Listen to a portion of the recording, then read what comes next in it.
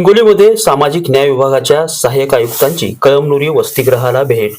विद्यार्थ्यांच्या जेवणात आळ्या निघाल्याचे मान्य. गृहपाल व भोजन कंत्राटदारावर कारवाई केली जाणार. हिंगोलीच्या कळमनुरी शहरात मागासवर्गीय विद्यार्थ्यांच्या वसतिगृहात जेवणामध्ये अळ्या व किडे निघाले होते. हा प्रकार उघडकीस आल्यानंतर सामाजिक न्याय विभागाच्या सहाय्यक आयुक्त गीता गुट्टे यांनी वसतिगृहास भेट देऊन विद्यार्थ्यांशी संवाद साधलाय.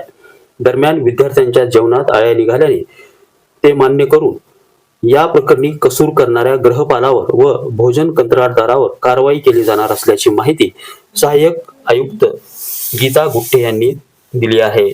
मला रविवारी सकाळी याबाबत माहिती मिळाली वसतिगृह प्रशासनाकडून.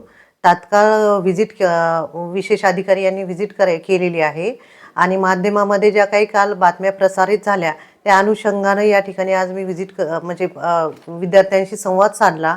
विद्यार्थ्यांनी त्यांच्या ज्या काही अडचणी सांगितल्या त्या नोट करून घेतलेल्या आहेत आणि त्यानुसार त्या निराकरण करण्याची कारवाई सुरू आहे. विद्यार्थ्यांच्या जेवणामध्ये आळ्या निघालेल्या आहेत. विद्यार्थ्यांनी याबाबत गृहपालाशी म्हणजे सांगितलं होतं, परंतु गृहपालांनी त्यांच्याकडे दुर्लक्ष केलेले, त्यामुळे संबंधित गृहपालावर आम्ही तात्काळ कारवाई प्रस्तावित करत आहोत.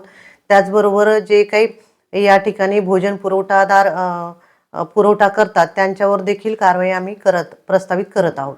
हिंगोलीहून आयली पठाणसह नितीन बनसोडे, एकमत डिजिटल, हिंगोली.